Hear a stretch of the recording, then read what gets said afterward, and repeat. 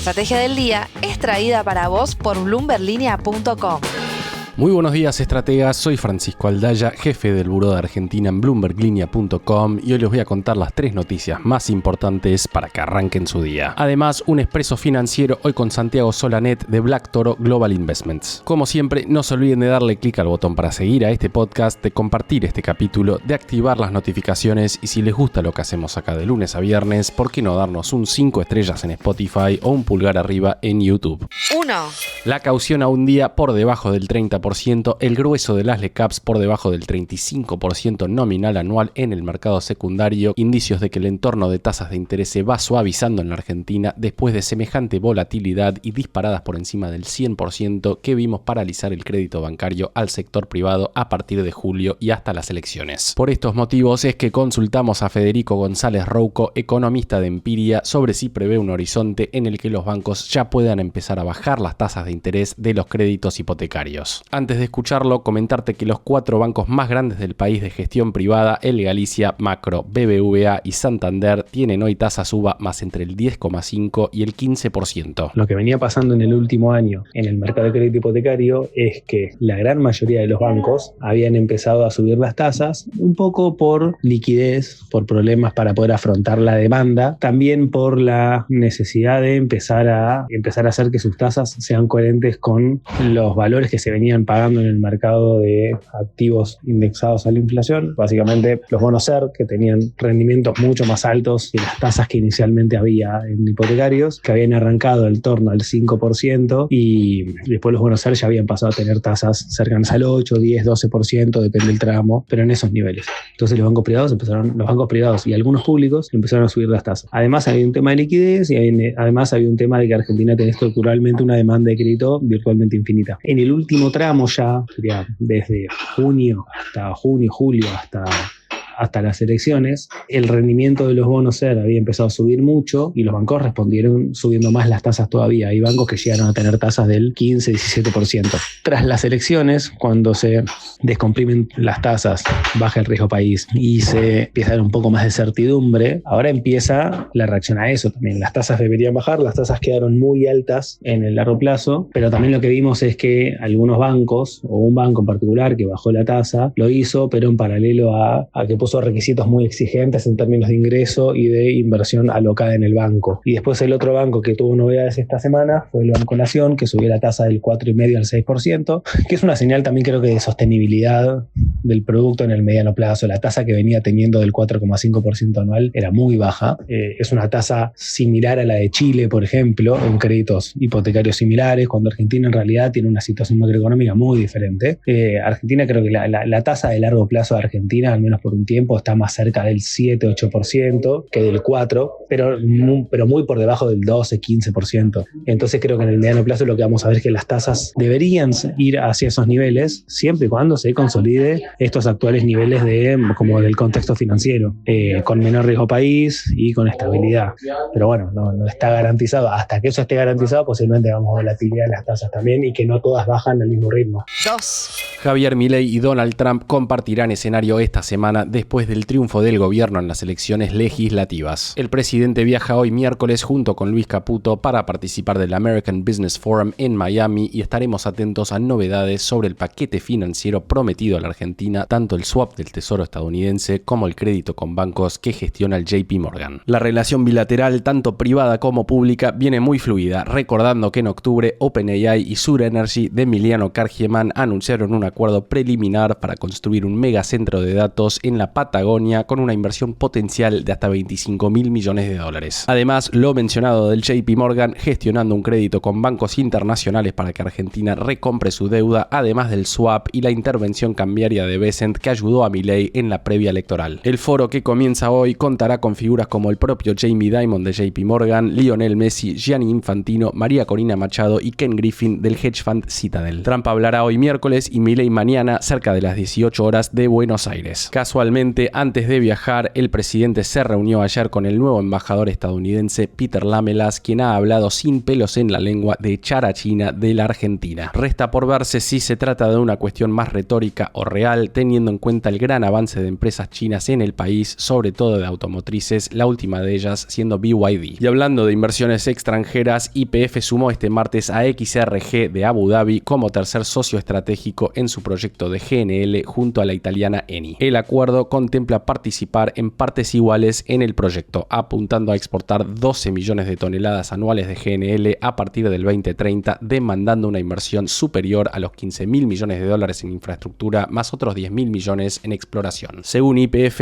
va a generar exportaciones por 10.000 millones de dólares anuales durante 20 años. Como escribió ayer Mariano Espina, para que todo esto llegue a buen puerto, se necesita que el Estado y las provincias resuelvan 3 trabas. Una reglamentación adicional en el RII, que no sabemos cuál es, una ley provincial específica sobre el GNL y la firma de concesiones en Neuquén, lo que podría implicar la salida de Pluspetrol de bloques que actualmente comparte con YPF. 3. El notorio inversor Michael Burry, que predijo la gran crisis global del 2008, encendió una alerta ayer en el mercado cuando se conoció que había apostado en contra de Nvidia y Palantir mediante opciones de venta conocidos en la jerga como puts. El fundador de Sion Capital dio a conocer su portfolio al cierre del tercer trimestre y reveló decisiones que se desmarcaron del impulso alcista que ha llevado a Wall Street a nuevos máximos históricos en estos meses. Según el documento presentado ante la SEC, el inversor mantiene opciones de venta por 186,5 millones de dólares sobre Nvidia y 912 millones sobre Palantir, apostando a la baja en 2 empresas clave en el ecosistema de la inteligencia artificial. Nvidia subió casi 50% en lo que va del año y tiene un market cap superior a los 5 billones de dólares, consolidándose como uno de los pilares del auge de la IA gracias a su liderazgo en chips. Palantir, en tanto, voló más de 170% en 2025 y su valor de mercado alcanza los 491.290 millones de dólares, impulsada por el crecimiento e interés en su plataforma AIP por parte de gobiernos. La noticia del portfolio de Burry llegó en las vísperas de lo que terminó siendo una jornada bajista en Wall Street, una en la que Palantir terminó cayendo más de 8%. Es que la tecnológica venía de presentar resultados que no lograron entusiasmar al mercado, esto pese a haber superado las previsiones del consenso y haber elevado su guía de ingresos. Su relación precio-ventas de 85 veces la ubica como la más elevada del S&P 500 y algunos analistas empiezan a ver cierta desconexión con los fundamentals. El desencanto de ayer en el mercado en general también coincidió con 2 declaraciones de peso. Ted Pick de Morgan Stanley y David Solomon de Goldman Sachs advirtieron que los mercados podrían enfrentar una corrección superior al 10% en los próximos 12 a 24 meses. Los beneficios corporativos son sólidos, pero el desafío está en las valuaciones, hoy en niveles exigentes. Sin embargo, hay que enfatizar que Goldman Sachs y Citi rechazan la idea de una burbuja generalizada en IA. Goldman, por su parte, afirma que la apreciación del sector tecnológico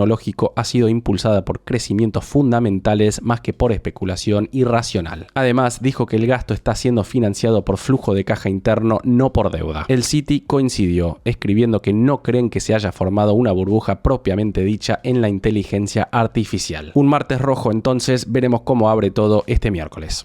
Antes de pasar al expreso financiero, veamos rápidamente cómo van a abrir hoy los mercados. El S&P Merval cayó ayer 0,3%, fue una jornada roja para las acciones argentinas en Wall Street, con caídas de hasta casi el 5% para IRSA. Los bonos ley Nueva York cerraron con verdes de hasta 0,3%, el dólar blue va a abrir cerca de los 1.455 pesos, el MEP en 1.497 y el contado con liqui en 1.515. En cuanto al dólar oficial, el minorista quedó en 1.485 y el mayorista en 1.454, mientras que el riesgo país quedó en 655 puntos. Expreso financiero. Y ahora una breve entrevista con Santiago Solanet de Black Toro Global Investments. Santiago, muchísimas gracias por tu tiempo y estar acá en el podcast. Quería preguntarte primero por el contexto internacional. ¿Qué margen de maniobra ves para que la Fed siga bajando las tasas en el 2026? ¿Y cuáles son las variables clave para seguir de cerca hasta fin de año? Primero, acá lo importante es hacer énfasis en cuál es el mandato de la Fed. Y estos son, uno es la inflación y el otro es el empleo. Si miramos la inflación, la núcleo sigue en torno al 3% anual, que si miramos por ahí la semestral anualizada, que es una medición un poquito más de mediano plazo para ver más esa tendencia a mediano plazo y no solo el último dato, que también da cerca del 3% anual. Y si bien viene bajando desde que la Fed se puso más contractiva en 2022, desde mediados del año pasado que está estancado en 3,5 y 2,5 anual y lateralizando en esos niveles. Después, por el lado del empleo, se está viendo una leve desaceleración. La creación de empleo en Estados Unidos se ubica a niveles más bajos bajos desde 2010, si sacamos la pandemia, que bueno, y después de un post-pandemia muy positivo en este aspecto. Y si excluimos los sectores de educación y salud, que son los más vinculados al sector público, ahí vemos directamente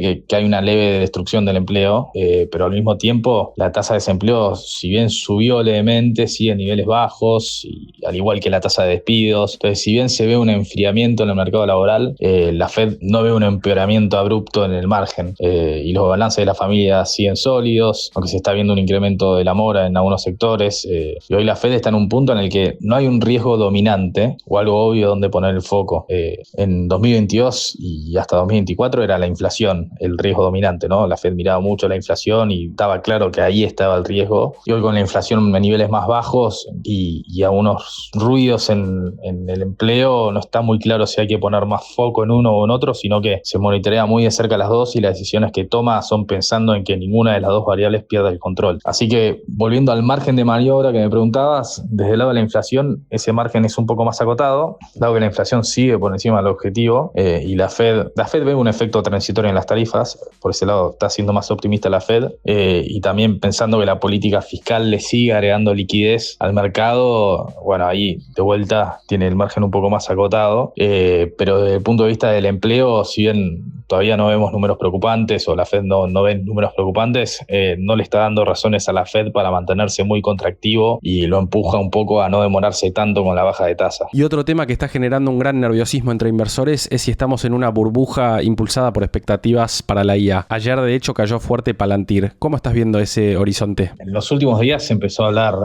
bastante sobre si estamos o no en una burbuja, sobre todo en lo relacionado con AI. Y ahí es difícil diferenciar o decretar algo así cuando hablamos de si hay una burbuja o no. Pero lo que sí es cierto es que las valuaciones se encuentran en niveles muy elevados. Ya nos estamos ubicando en los máximos de 2021, que fue el post-pandemia, el máximo ahí en términos de evaluaciones, y lo mismo por múltiplos de price earnings. Y ya muchos comparan este momento con la burbuja de las .com, y ahí creo que hacer esa comparación es medio engañosa, ya que en esa burbuja había muchísimas empresas sin revenues o con revenues muy bajos, que perdían plata y valían muchísimas veces sus ventas y sus ganancias. Ahí sí tenían múltiplos muy, muy elevados, pero sin revenues o sin ganancias atrás que fundamenten eso, que a diferencia de hoy sí tenés empresas con muchos revenues y ventas, y bueno, también muy buenos márgenes, buenas ganancias, un free cash flow importante y creciendo a un ritmo muy elevado, ¿no? Lo cual todo esto fundamenta mucho más las valuaciones que tenés en la actualidad. Pero bueno, también aparecen al mismo tiempo algunos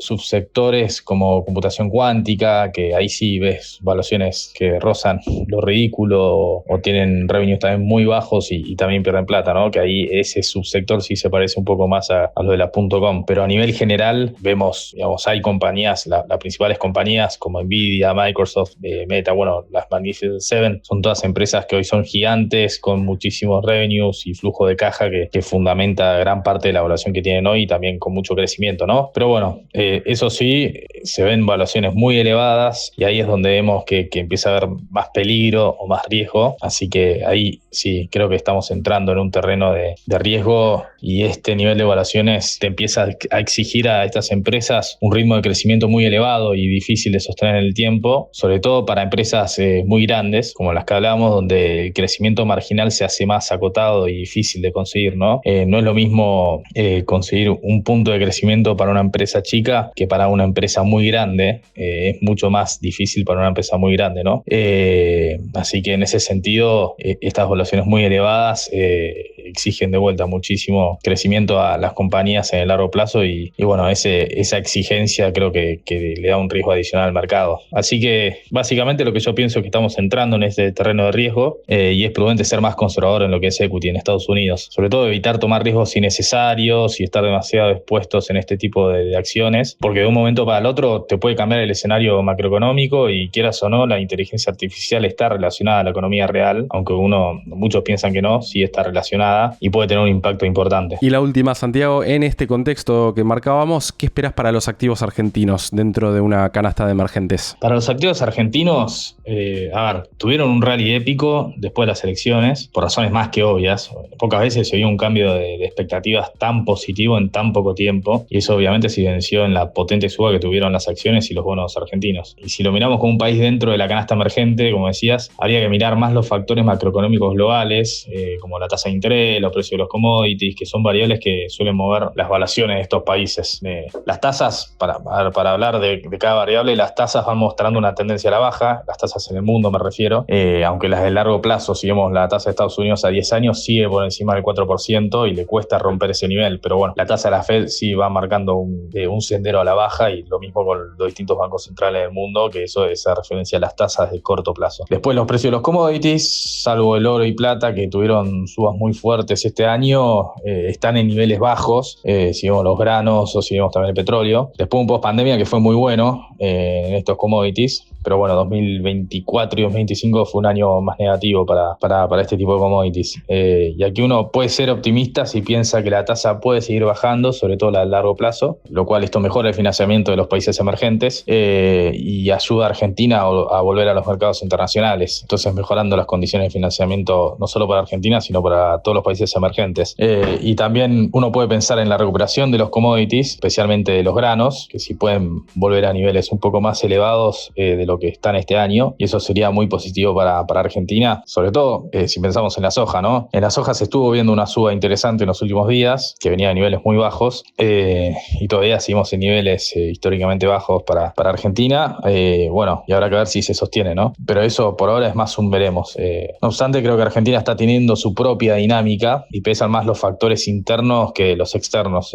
Y para el mercado local va a ser muy importante ver cómo se avanza con la reforma laboral, tributaria, y ver cómo se avanza con el plan económico, la acumulación de reservas, el eventual acuerdo con Estados Unidos, la vuelta a los mercados, si seguimos bajando el riesgo país y se puede levantar deuda en los mercados internacionales. Bueno, la baja de la inflación, el repunte de actividad, son todos factores internos que van a explicar mucho más la performance de los activos argentinos que los factores externos, digamos, en cuanto a lo que mencionaba anteriormente sobre tasa de interés del mundo y precios de commodities, que sin duda son factores que pueden ayudar mucho, pero de vuelta creo que hoy pesan más los factores internos. Y después, bueno, tenemos después de las elecciones entramos en una dinámica muy positiva en el cual volvió la confianza, que era lo que te faltaba, y es el factor más importante, ¿no? Había desconfianza antes de las elecciones extrema, con muchísima demanda de cobertura, y hoy lo contrario, ¿no? Tenés una vuelta de la confianza y esto volvió a generar una demanda por el peso, que calmó el tipo de cambio, hizo bajar las tasas, y eso de vuelta va a ayudar a que la actividad se recupere. Y esto más las reformas y más avances en materia económica van a ser los factores clave de este 2026 que se viene. Y después ya pensando, yéndonos más para adelante y pensando más en 2027, ya vas a empezar de vuelta a ver el tema político y el escenario electoral, porque tenés elecciones, pero creo que hay que tomar dimensión de algunos cambios estructurales que va a tener Argentina muy posiblemente, ¿no?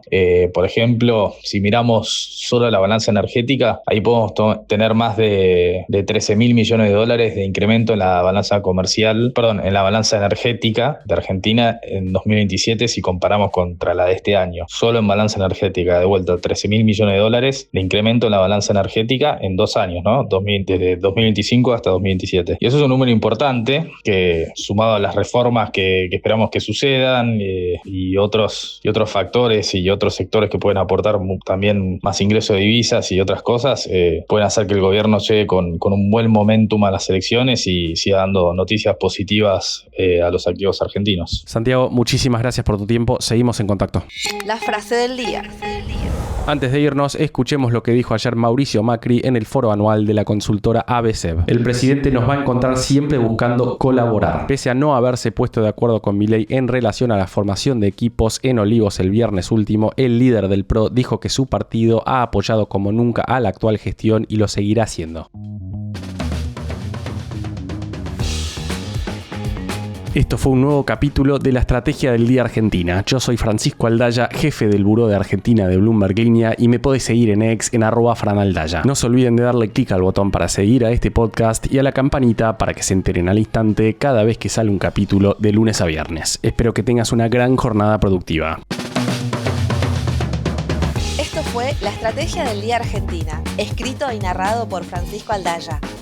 Producido por Arturo Luna y Daniela Hernández. Que tengas un día muy productivo.